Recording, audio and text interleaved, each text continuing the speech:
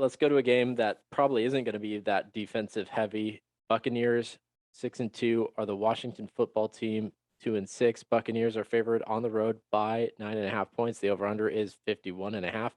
Both teams are coming off a bye week, so not a lot of extra advantage there. But for the record, Ron, Ron Rivera is 4-6 as a head coach in the first game after a bye week. Bruce Arians is 5-2 in such games, and Tom Brady is 15-4 in his career in the first game after a bye week. One of those four losses was, however, to Rivera's Panthers back in 2013. One of the only statistical categories that Washington has any sort of edge on is in rushing yards, but if you are watching the games, you really can't tell based off of Washington's recent struggles. In fact, Antonio Gibson has fewer than 60 rush yards and no touchdowns in each of his last three games, which is the longest streak of his career. Personally, I think that this is a smash play for the Buccaneers, favored by 9.5. I don't see a world where Washington football team keeps this one close, although I have heard many analysts say otherwise who are into betting. So know that there are definitely some pros who are on the Washington football side of things. Something to note that I would personally note and look into if I were them is that Washington has only covered one out of their 8 games against the spread. So they're really just not performing against the spread this year. They're worse than the Chiefs, and the Chiefs never perform against the spread. Over underwise with 51.5, I would go ahead, and even though it's a high number, I'm okay with taking the over.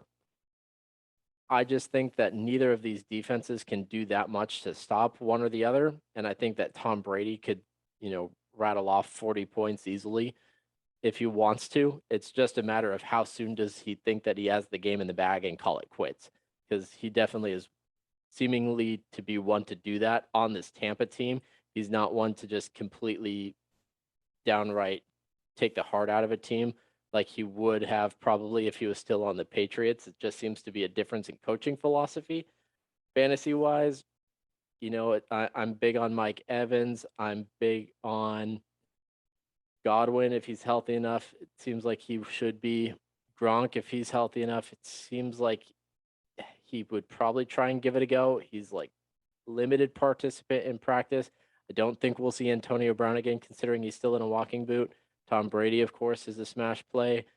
Leonard Fournette, he's definitely in your lineup at this point. He's definitely earned that starting role.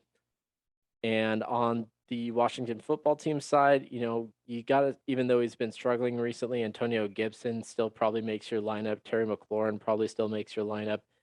Logan Thomas is an interesting name for tight end if he's getting back to health, but you might, I don't know if he actually is. So that's kind of a wait and see kind of mentality for me on that one. But Jake, what are you thinking there?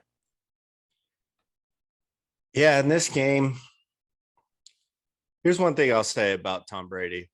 And this is the only thing that I'll say about his age catching up to him. I think it's him and Bruce Arians both getting pretty much considered old as dirt for football standards go, but still freaking killing it every time. Yeah, they don't seem to actually step down and put their foot on the opponent's throat, and that no risk it, no biscuit mentality that I'm going to destroy you at every cost. I haven't seen it much this season, just like you were saying. So, but I don't think that matters in this one. At 9.5, I'm going to take the Bucks on this one. I just don't see the football team being able to really do much. It's a tough matchup for Antonio Gibson and JD McKissick. I'll start Antonio Gibson because you kind of have to at this point. JD McKissick, I'm going to bench him this week. Scary Terry, he's a very interesting player to me this week. By matchup standards, it's not a bad matchup for him. But Scary Terry is kind of taking on two different names this year. He's either really bad or he's a top 5 wide receiver in the league for fantasy standards go. I think this week he leans more on the better side, but he's such a coin flip. he's very, very inconsistent this year. So yeah, you have to play him this week because he can go off at any point. I think this week is definitely a week that he does go off. Let me look real quick at the. Sorry, I should have done this earlier. My bad. No, it's okay. While you're looking at that, I'll just mention that Logan Thomas, since I brought him up and he was coming off of IR, his hamstring remains sore following Monday's workout. That's the update on Logan Thomas at this point. Ryan That's exactly what. Fitzpatrick, no update on in terms of a timetable on his return. And then Curtis Samuel with his groin injury still didn't practice on Wednesday. Yeah, that's exactly what I was looking up was the Logan Thomas. If he's going to be back or not. If he's not back, Ricky Seals Jones,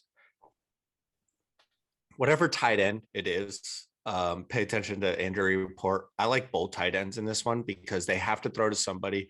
Curtis Samuel coming off of an injury. He is very injury prone. So I'm sure he'll be out there on a snap count kind of deal. So I'm not excited to start him. If I'm going to start any passing options on the football team, I'm going to start Scary Terry and hope that it is his boom game.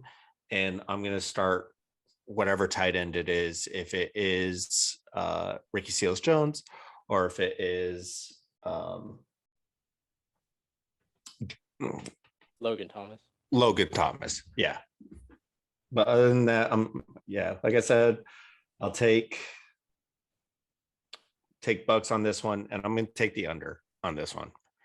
I just don't see Washington scoring a ton of points in this game. I think Leonard Fournette has a great game. I think Tom Brady actually just hands the ball out, especially with the news on Chris Godwin. It looks like he'll play, but this is a new injury because they didn't say ankle. This is a foot injury this time. So yeah, we'll see. I'll take the under, but I'll take the Bucks to cover as well.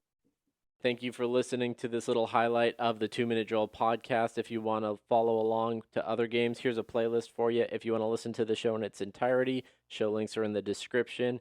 Make sure you're subscribed to the YouTube channel, and we'll see you on the next one. Peace.